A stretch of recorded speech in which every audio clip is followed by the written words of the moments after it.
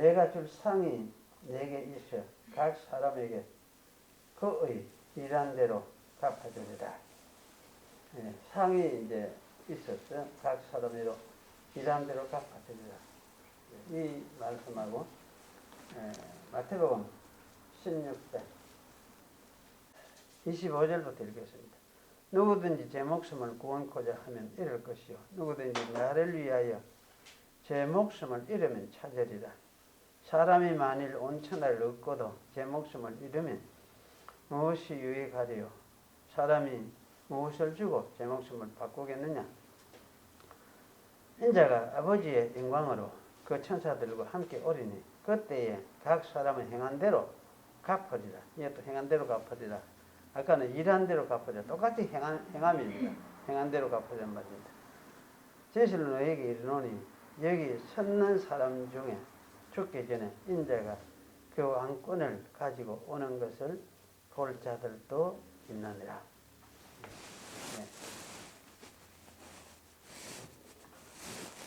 그것에 말씀 다시 생각해 보겠습니다. 오늘 두고 다 이제 일한 대로 갚으리라 이런 말씀이 나오잖아요.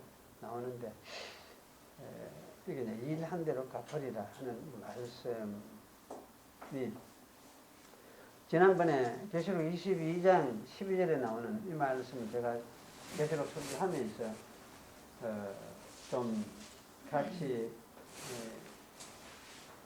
설교하면서 말씀을 드렸습니다. 그래서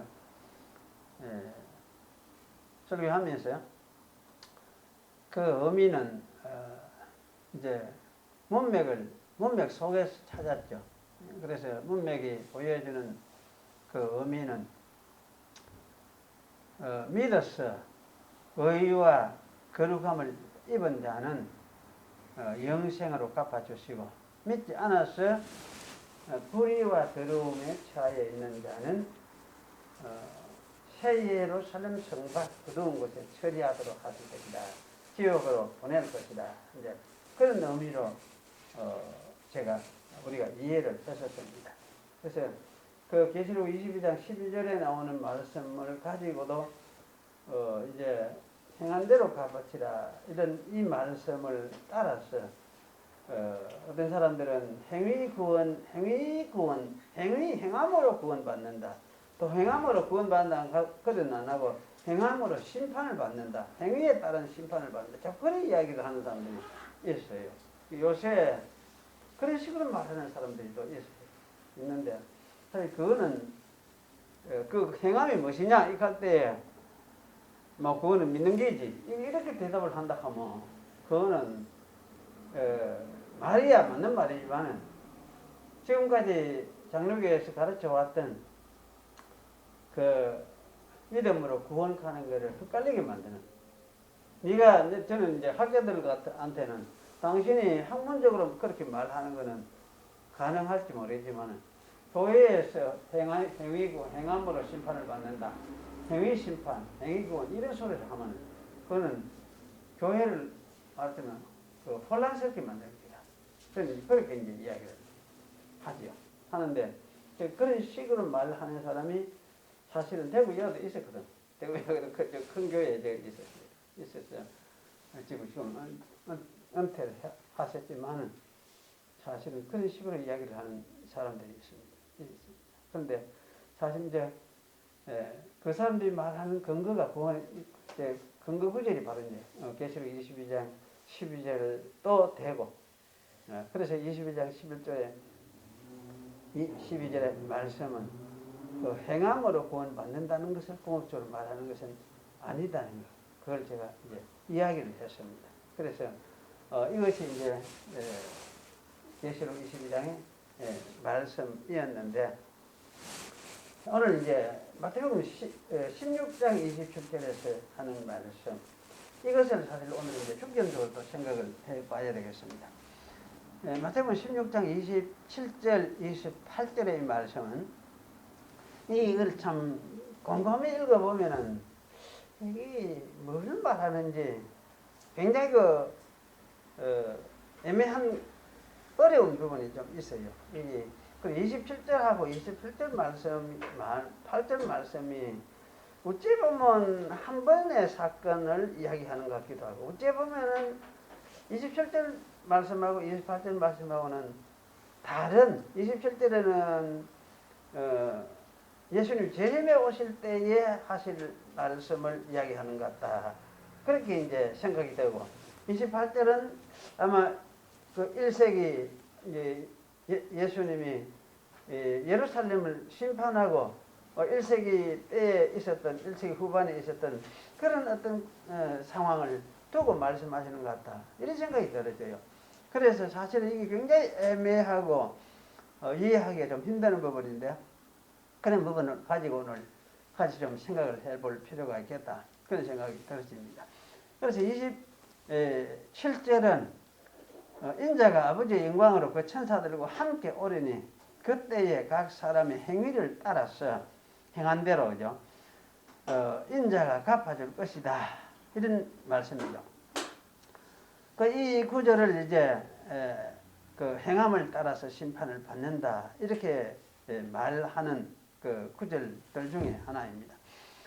이 구절을 우리가 이제 문맥을 따라서 이렇게 살펴보면 과연 여기서 말하는 행함이 무엇이냐, 이거 우리가 잘 생각을 해봐야 되는데, 행함을 여기 이제 따라서 갚아준다. 이 행함이라는 의미는 앞에 나와 있죠. 앞에 암시가 들어있습니다. 그 문맥이 굉장히 중요하거든요. 앞에 이제 그 25절에 이 보여주고 있어요.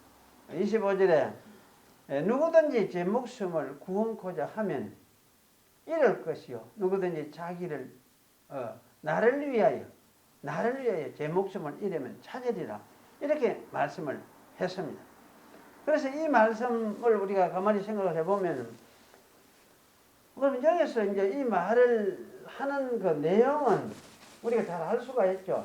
그러면 행함이라고 하는 것은 결국은 한마디로 간단히 이야기하면은 예수님이 요구하신 것을 따라서 응하는 거지. 그 예수님은 뭐냐면 사도들에게 나를 따라오려거든 너희들 목숨을 버려야 된다. 그걸 예수님 목숨을 버릴 것을 요구를 하거든요. 요구를 하는데 참 이 요구하는 이 말씀이 쉬운 말씀은 아니잖아요. 목숨을 버린다는 것이 쉬운 말씀은 아니에요. 그런데 이제 왜 예수님이 이런 말씀을 하시느냐, 이런 걸 생각을 해보면은 사도들이 사실 목숨을 바쳐서 내놓고 일을 해야 이 새로운 하나님의 나라가 건설되기 때문에, 교회가 시작될 수 있기 때문에, 그래서 사실은 나를 따라오려거든 너희들이 새로운 그 하나님을 위해서, 하나님 나라를 위해서 목숨을 바쳐야 된다. 나를 위해서 목숨을 바쳐야 된다. 이 나라가 이제 하나님 나라가 내 나라니까. 그래서 이제 이런 뜻으로 목숨 바치도록 요구를 하신 것이다. 그렇게 생각을 할 수가 있습니다. 그래서 사실은 이제 여기 사도들은 예수님이 요구하신 대로 자신들의 목숨을 주님을 위해서 바쳤습니다. 이것이 뭐냐? 사도들이 행한 행함이었어요. 그런데 사실 이걸 이제 곰곰이 생각해 보면 이게 행함이라고 할 수가 있느냐, 이렇게 생각할 때 이거는 행함이라기보다는 이거는 믿음의 결과다. 믿음의 결과다. 예, 믿음이, 왜냐하면 이 사도들은 누구보다도 예수님이 부활하신 것을 보게 되고, 그래서 부활하신 그분을 만났고 성령으로 이제 다시 오시는 것도 알게 되고 깨달았고 그걸 경험을 했고, 그리고 예수님이 살아계심을, 부활해서 살아계심을, 통치하기 시작했음을 봤거든요. 그걸 경험하고 난 이 사도들이, 그래서 이제 이 주님이 명령하신 대로 참 우리의 목숨을 바쳐서라도 과연 예수님이 세상의 구주고 하나님의 아들이구나 하는 이것을 전파해야 되겠다 하는 그런 마음을 갖게 되어지고, 그래서 이제 그러한 사실을 따라서 살다가 다 죽었거든요. 사도들 어느 사도 한 사람 없이 이제 죽지 않은 순교하지 않은 사람이 없습니다. 다 그 죽었다 갈 수 있습니다.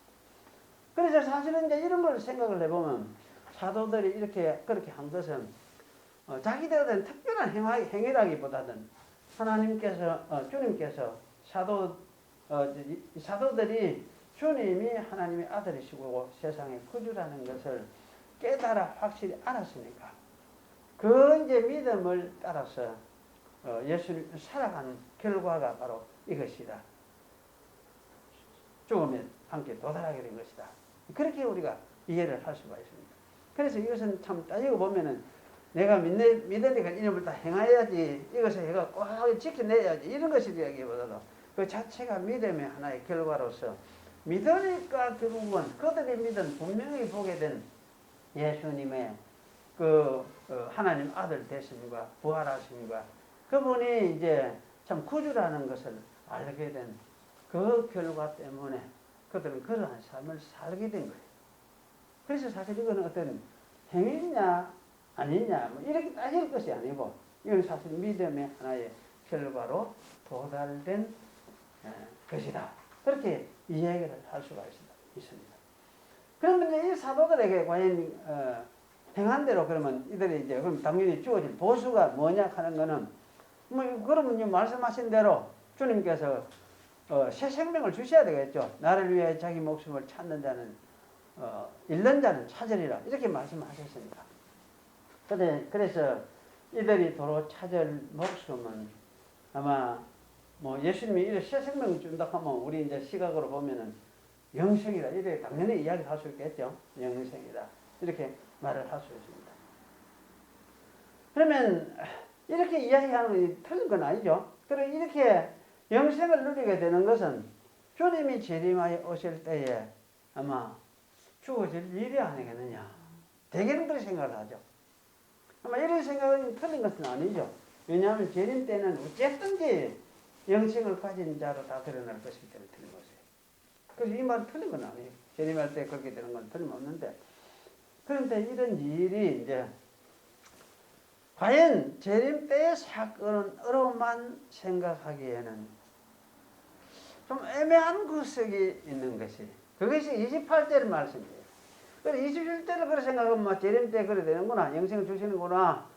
그하고 받겠지. 우리 그걸 믿으면 되거든요. 되는데 28절 말씀에 진실로 너희에게 이르노니 여기 섰는 사람 중에 죽기 전에 인자가 그 왕권을 가지고 오는 것을 볼 자들도 있느니라.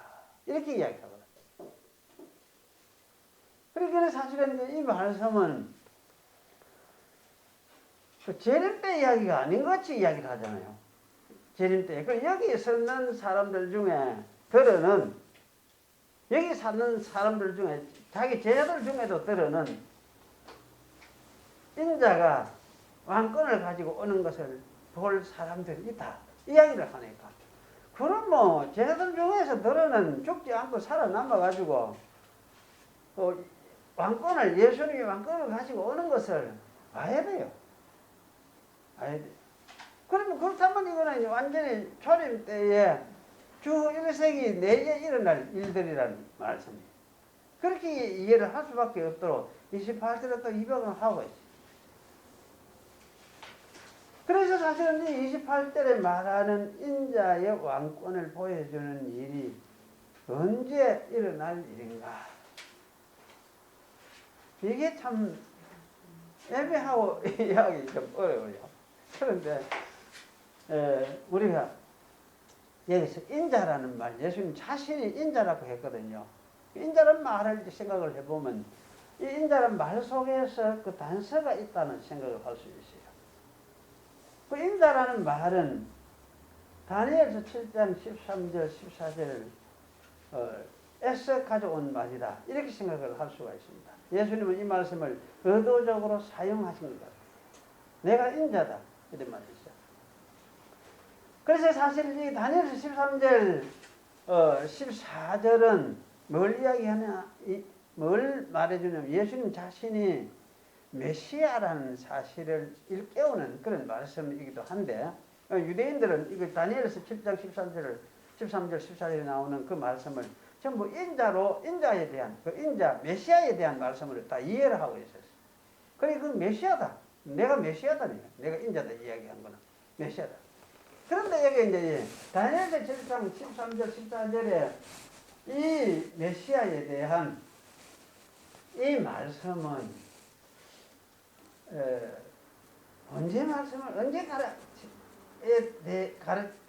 언제 이야기냐 하는 게 좀 애매해져요. 그런데 다니엘 13장 14절을 잘 이렇게 살펴보면은 그거는 말하자면 메시아 예수님이 죽으시고 부활하시고 성천해서 하나님 앞으로 인도되는 걸 가르쳤어요. 하나님 앞으로 인도되고 그 인도되는 그 이제 메시아에게 예수님에게 아버지 하나님이 정권을 그에게 부여를 해요. 부여를 하고 그 메시아는 이제 그때부터 세상 나라들을 통치하는 그러니까 이야기를 하고 있어요. 그러니까 사실 다니엘서 7장 13절 14절 이야기는 재림 때 이야기가 아니에요. 재림 때 이야기를 하는 게 아니고 초림하시고 부활하시고 성천하셔가지고 하나님 아버지께로 올라가서 하나님 우편에 앉으시는 예수님을 이야기해요. 그리고 통치하기 시작하시는 예수님을 이야기해요.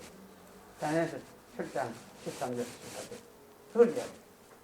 그래서 그걸 이야기를 하면서 내가 인자를 이야기를 하니까 그러면 당연히 28 여기 말씀도 그렇게 이해를 해야 안 되겠습니까? 28절 말씀 마태복음 오늘 16장 28절 말씀도 그렇게 이해하는 게 맞죠? 진실로 내 얘기를 하니 여기 선한 사람 중에 죽기 전에 인자가 왕권을 가지고 올 자도 또 오는 것을 볼 자도 있느니라. 이 말씀은 초림 때의 말씀을 일어날 사건을 말씀하고 있구나. 그래 이해하는 것이 너무나 자연스럽죠. 다니엘을 맡게 되고 예수님이 하신 말씀도 그렇게 이해가 되어지죠. 그래 여기 이제 이렇게 이해가 안 되다 보니까 굉장히 어려워지는 문제가 생겨요. 굉장히 어려워지는 문제가 생겨요. 이래서 우리가 이제 28절은 요래가 초림 때 1세기에 예수님 부활 성천에서 하나님 우편에 앉으셔서 대권을 가지고 통치하시기 시작하는 그러한 것을 이야기를 하고 메시아의 통치를 시작하는 모습을 보여주는 것이 그것이 다니엘의 예언이었구나. 그렇게 이해를 하고 보면은 그러면 28절의 말씀 27절의 말씀 여기 28절이니까 27절의 말씀 인자가 아버지의 영광으로 그 천사들과 함께 오르니 그때에 각 사람의 행한 대로 갚으리라. 이 말씀은 언제 말씀인가? 그러면 여기 이제 재림 때 이야기로서 이해를 할 수가 있겠느냐? 거기 참 생각하기 좀 어려워야 돼요. 아닌데. 그 여기 이제 사실은 이 20절 말씀도 1세기 내나 28절 말씀으로 동일한 말씀으로 이해를 하는 것이 옳겠다 이런 생각이 들어요. 왜냐하면 여기 27절 말씀에 어린이 이렇게 했거든요. 어린이 하고 28절에도 오는 것을 보리라. 온다는 말을 같이 사용을 해가지고 동일한 것을 자꾸 이제 이해를 하도록 암시를 하고 있는 것 같다 싶어요. 말하자면 이걸 좀 더 확대시켜 생각을 하면 말씀을 드리면 인자가 아버지의 영광으로 그 천사들과 함께 오는 것 여기나 인자가 아버지의 영광으로 천사들과 함께 온다는 요 말이나 인자가 그 왕권을 가지고 온다는 말이나 이걸 같은 말로 이해를 하도록 만들어준다고 말이에요. 같은 말로 같다는 생각이 들어요. 그래서 28절의 전체 문장 같은 것이구나 이렇게 이제 생각을 요 문장 요 서있는 요 말투도 사실은 요걸 보여주지만은 28절에 말하는 이 어투도 사실 그걸 보여주고 있어요. 그래서 28절이 말하는 사건을 동일한 27절하고 동일한 사건으로 이해하도록 사실 이제 이 28절 어투는 보여주고 있고, 그리고 무엇보다도 27절의 말씀을 예수님이 하실 때에 인자가 아버지의 영광으로 그 천사로 함께 오리니 그때에 각 사람의 행한 대로 갚으리라, 이렇게 말씀하시고, 이것을 이제 더 확실하게 좀 강화하는 뜻으로서 28절 말씀을 하고 있으니까, 진실로 너희에게 이르노니 여기 사는 사람 중에 죽기 전에 인자가 그 왕권을 가지고 오는 것을 볼 자도 있느니라. 이렇게 강화를 하니까 결국은 예수님의 의식 속에는 27절 사건이나 28절 말씀이나 같은 사건을 말씀하고 있다는 이런 이제 생각이 들어져요. 그래서 사실은 27절하고 28절 말씀하고는 동일한 사건을 두고 하는 말씀이다, 그렇게 이해하는 것이 옳겠다, 그런 생각이 들어요.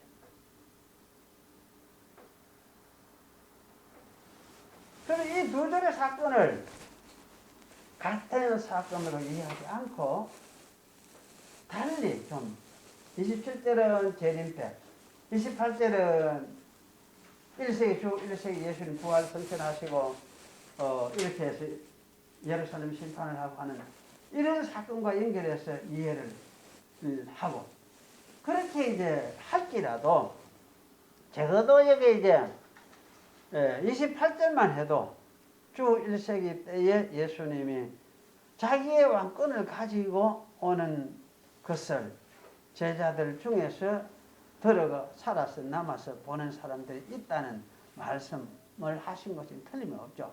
그래서 사실은 주 1세기에 메시아 예수님이 자기 왕권을 가지고 나타나는 사건이 있어야 하는 것은 틀림없습니다.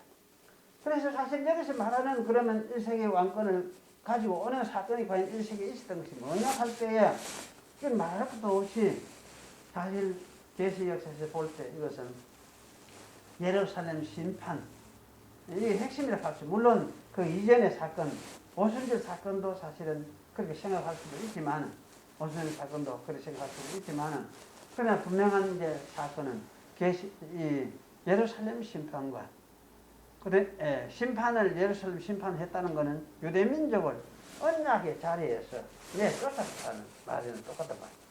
그리고 이제 그 사건을 통해서 시작되어지는 열방을 터전으로 해서 세워지는 새로운 예루살렘, 새로운 세계, 새하늘과 새 땅이 시작되는 이 이제 새 세상이죠. 그래서 하나님의 우주적인 교회, 내가 지난번에 우주적인 교회 이야기를 했었습니다. 이러한 우주적인 교회, 이 사건이 여기서 말하는 인자가 왕권을 가지고 오는 사건이다. 저는 그렇게 이해를 하는 것이 좋겠다, 그런 생각이 들어집니다. 그래서 이런 의미에서 예수님은 1세기에도 예루살렘 심판할 때 그때도 예수님은 영적으로 오셨다, 이렇게 말을 할 수 있겠죠. 심판하러 오셨다, 심판주로 오신 거지. 심판주로. 그리고 새로운 세상을 시작하시려고 예수님 오신 것이다, 그렇게 또 말을 할 수가 있죠. 예수님이. 어떠십니까? 제가 이야기하는 것이 좀 안 받아들여집니까? 사실은 성경은 계시록이 보여주고 있는 것은 오시는 하나님을 보여주고 있어요. 강조하고 있어요. 내가 진실로 속히 오리라. 아멘 주 예수여, 속히 오소서. 이게 있으니까 오시는 하나님을 이야기를 하지. 그 계시록 앞에도 있고 1장 앞에도 있고 마지막에도 있어요.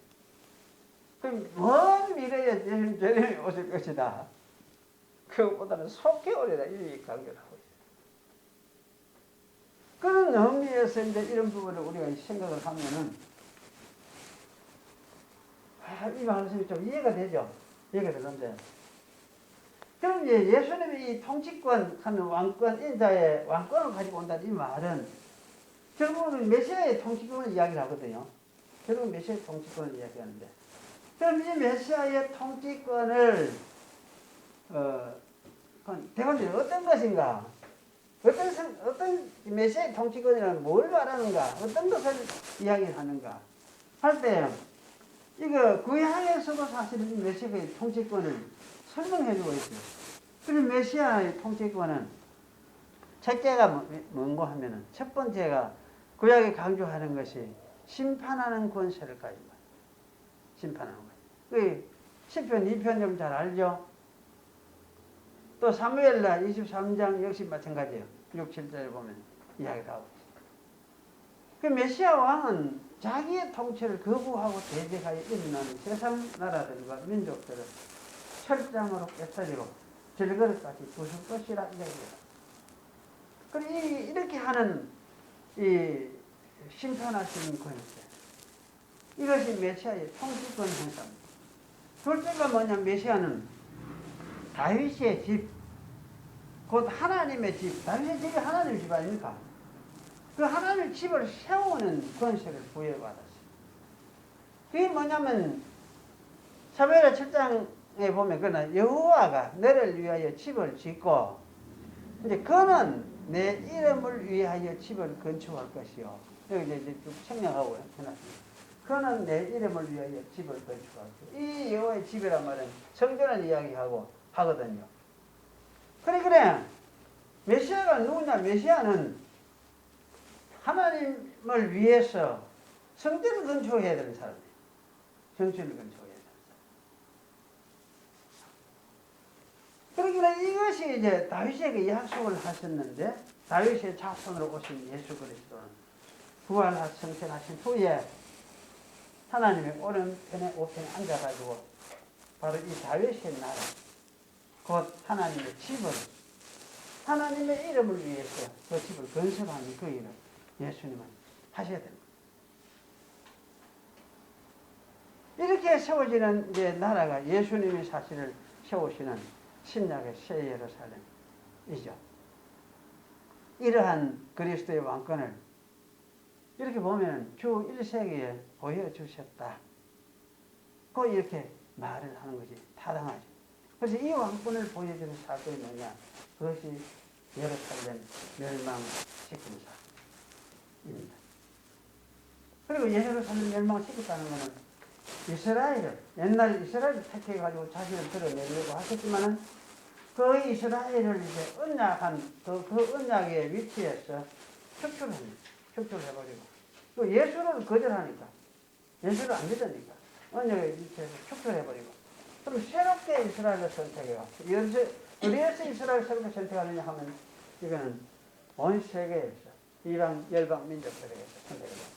그래서 이제 새롭게 이스라엘을 세우려고 하는 그 일을 통해서, 그것이 1세기 말려 계시록에 나오는 소아시아 7교회 그 쭈음에 이제 형성이 되잖아요. 그렇게 해서 이제 자기의 왕권을 드러냈습니다. 이것이 사실 1세기 말려의 1세기 사건이었죠. 그래서 왕권을 가지고 오는 것을 볼 수도 있는 데를 하는 말씀은 바로 이런 말씀이다.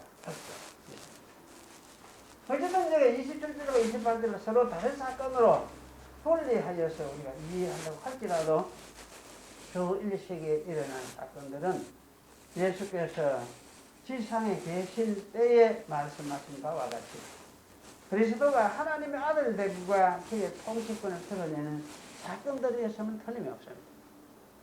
그러면 이것을 아버지의 영광으로 오는 사건이라고 말할 수가 있죠.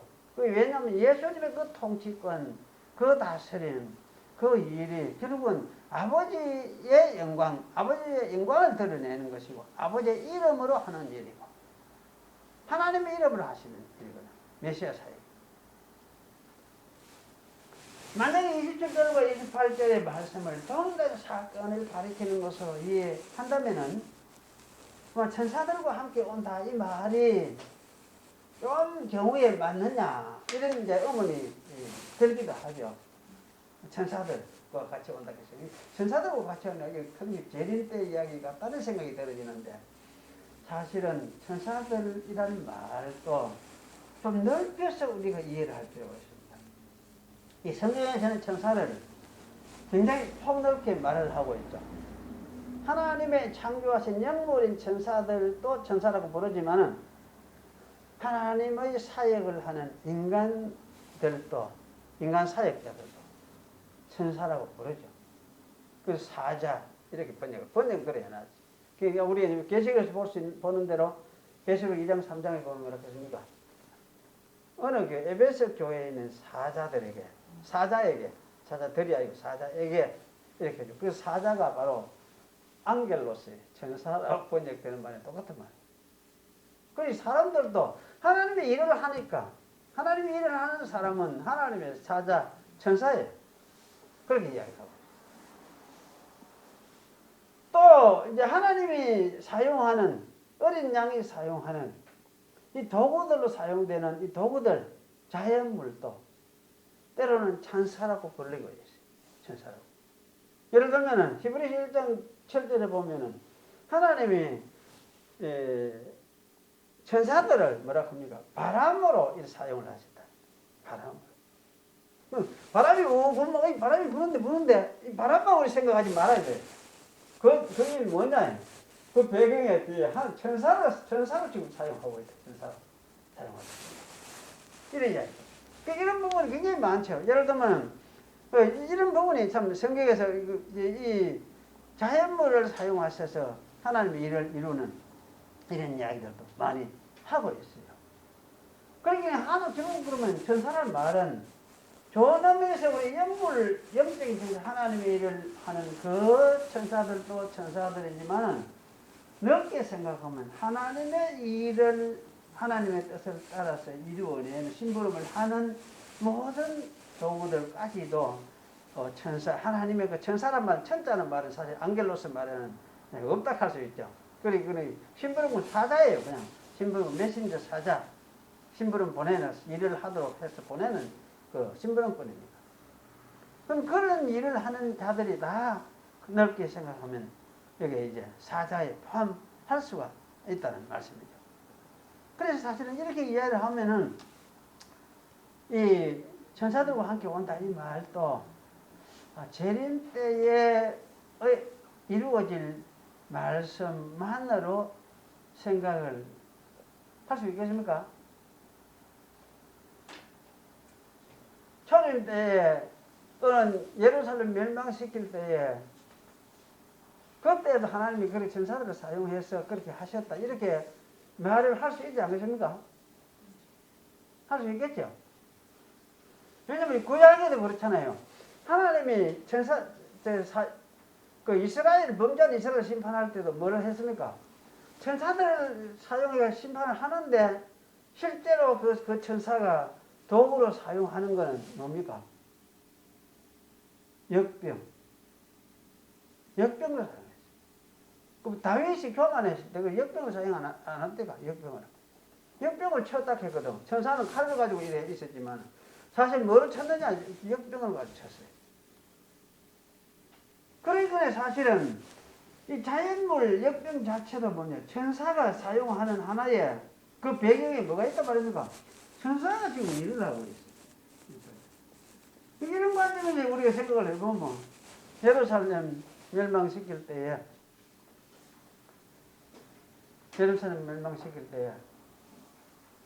그 예루살렘을 친 로마 군대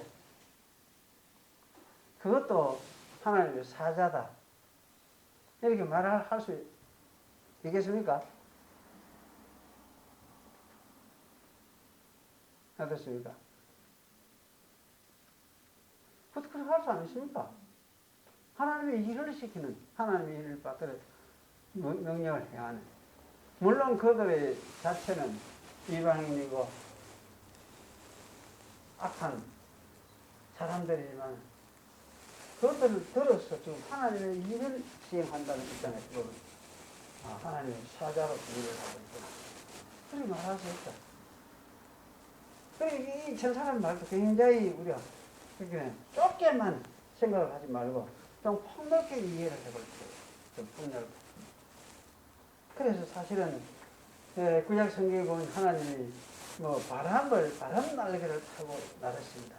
그 천사들 자기 사역자로 삼으신다. 이 이야기를 또 많이 하고 결국은 하나님이 참 일하시는 게 너무나 광범위하게 폭넓게 이렇게 일을 하십니다. 그럼 일을 하는 그 도구들도 자기의 사자로서 사역자로서 일을 시키고 있고 이렇게 생각을 하면은 아마 여기만 천사들과 함께 온다 27절에 말한 천사들과 함께 온다 이 말도 어쩌면 아버지의 영광으로 그의 천사들과 함께 오리니 하는 이 말이 좀 폭넓게 우리가 좀 충분히 이해를 할 수가 있겠다 그런 생각이 들어요.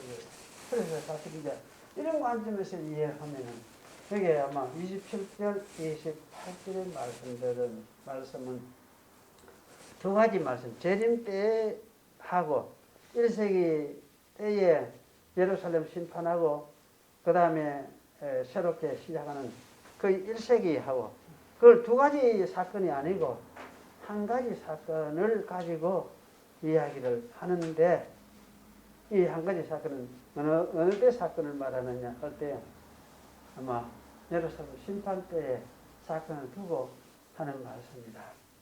이렇게 이해를 하는 것이 충분히 가능하겠다. 그런 생각이 들어요. 그런데 이제 이런 말씀이 여기만 있는 것이 아니고 마태복음에 보면 들어 나와요.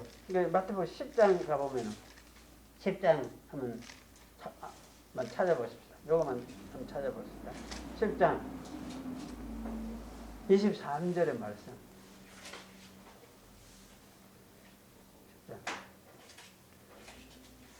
10장 23절에 보면 이 동네에서 너희를 핍박하거든. 저 동네로 피하라. 내가 진실로 너희에게 이르노니 이스라엘의 모든 동네를 다 다니지 못하여서 인자가 오리라. 이게 되죠? 이스라엘의 모든 동네를 다 다니지 못하여서 인자가 인자가 오면 엄청 급하게 와요. 그래 이스라엘이 너가 이스라엘 동네 다 밑에 다 못 다녀서 인자 온다. 이건 무슨 사건이냐? 언제 거냐? 재림 때 이야기가 익하면은 말이 안 되잖아. 그러니까 이런 것이 이제 명확해지지 않으니까 재림 때에 이 재림 인자 오신 이 말씀에 대해서 억수로 이상한 이론들이 많았어요. 그것만 해도 책 한 권이라. 조지 엘단 라드라는 사람, 유명한 신약학자가 있는데, 그 사람 옛날 사람. 이런 인자 속식 온다는 이 시각은 좀 약했어. 그러니까 그 책이 굉장히 한 800페이지 내기 되는 큰 책인데, 그 중에서 우리 책으로 하면 적어도 한 200페이지 좀 되는 거네. 이 문제를 잘 아나. 그게 다 꽝이다. 다르고 그때는 길게 많이 논하고 많이 그걸 했는데 많은 사람들이 다 알아요. 신학학자들이 세계적으로. 그 사람 그걸 다 읽고 또 정리를 하면서 비평도 하고 해놨는데 그 비평이 뭐냐. 이 시각이 확실하지 않다고 보니까 지금 지나고 보니까 다 꽝이에요. 필요 없는 것이 되고. 그래, 온갖 이제 논리를 동원해가지고 온갖 이론들이 그걸 속에서 나와요. 그런데 그런 이론들이 사실은 다 필요가 없거든. 야, 이거는 1세기 그때 예수님이 제자들 사역을 두고 너희가 얼마나 급하지만 내가 진짜 오는데 너희가 이스라엘 다 다니지 못해가지고 내가 온다. 이런 말씀 지금 하고 있는데 그대로 이해를 하면 참 좋은데 그걸 이해를 못하니까. 그래서 사실은 이상한 이론들이 많이 생겨나기도 하죠. 성경이 사실은 뭐 복잡하고 너무 다양한 말씀들이 많으니까 뭔가를 찾아가지고 그걸 많이 이야기를 해요. 그런데 이런 시각이 눈에 안 들어왔으니까 그때는 제대로 정리가 안 됐어요. 말하긴 했는데 그게 꽝이래. 그 책이. 그래서 사실은 그런 이야기를 하고 있거든. 이것뿐만 아니에요. 여기 여러 군데 마태복음 것만 가지고도 여기 여러 군데 따로서 찾아볼 수 있는 그런 구절들이 뒤에 나오요. 그래서 사실은 이런 걸 우리가 생각을 하면은 참 성경 이걸 정말 잘 읽고 잘 이해하는 것 이게 참 중요하고 무슨 말씀인지 무슨 뜻인지 잘 이해하는 게 중요하구나. 그래서 재림 때의 사건만으로 이해하려고 하다 보니까 잘 이해가 안 되던 것이 그 초림 1세기 예루살렘 심판과 그것을 중심에서 일어나는 교회의 사건들 그것을 염두에 두고 하신 말씀들도 들어 많이 있구나 하는 걸 우리가 발견하게 되죠. 그래서 이런 점에서 우리가 이제 이해를 하면 사도들에게 이제 그러면 새 생명 주었느냐? 새 생명 주었어요. 언제 주었습니까? 새 생명 주기 눈에 보입니다. 그걸 이제 보여주고 가르쳐 준 게 계시록의 이야기. 계시록에는 뭡니까? 사도들 이름은 어디서 새겨졌습니까? 그 성과 기초석에 새겨놨다는 거예요. 그게 새 생명이지. 새 생명 보장이에요. 새 생명 보장이고, 그걸 새겨놨어. 그러면 그 기초석은 제리마이 오실 때뿐만 아니라 이미 그때부터 새 생명을 가지고 있는 자들로서 그 기초를 삼고 있다. 복음과 함께. 그걸 이제 이야기를 하고 있는데. 그럼 그들은 이제 뭡니까? 그 하나님의 안에서 새 생명을 가지고 있죠. 그럼 죽고 난 후에 그들이 다 뭡니까? 청주를 하고 세상을 떠났지만 청주하고 그때부터 세상 떠나고 나면 어디 갔느냐? 기초석으로서 있어. 기초석으로서 영생을 가진 자로서 복음을 확정 남겨두고 그걸 가지고 이제 기초 그 복음을 위에 교회가 세워지도록 만들어요. 그래 하면서 그들은 어디에 있느냐? 하나님의 안에서 있죠. 하나님의 영 안에. 하나님의 성령 안에. 그래서 자기들도 영생을 누리는 자로서 그들은 영으로서 하나님의 영 안에 안식하고 영생을 누리는 거예요. 그게 생명 아닙니까? 그게 진짜 생명입니다.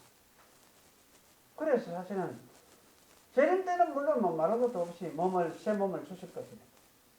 그래서 새 사람으로 완성되어 가지고 나타나겠지만 그렇지 않을지라도 이미 하나님 안에서 예수님을 믿어서 성령을 알고 성령을 받은 사람은 새 생명, 하늘 생명을 누리는 사람들이에요. 사람들이 그렇게 이해를 하면 충분하죠. 그래서 사실 이런 부분을 잘 좀 생각을 할 필요가 있어요. 그러면 성경이 전체가 이해되는 게 더 우리가 깊게 이해가 넓게 이해가 되고 그런 말씀을 그때 그래 하셨구나 이렇게 이해를 하고 그래서 풍성하게 하나님 앞에 살아갈 수 있는 크대는 사실 말이 됩니다. 기도하겠습니다. 하나님 아버지 감사합니다. 오늘도 저희에게 말씀 주셔서 옛적에 기록된 말씀이지만 저희가 후대에 사는 저희들이 또 이 말씀이 어떤 의미인지 잘 깨닫지 못하기 때문에 참 어려워했던 부분도 있고 여러 가지 생각에 사로잡혔던 적이 없지 않아 있었습니다. 하지만 오늘 또 그런 가운데서 한 구절의 말씀들을 생각을 했었습니다.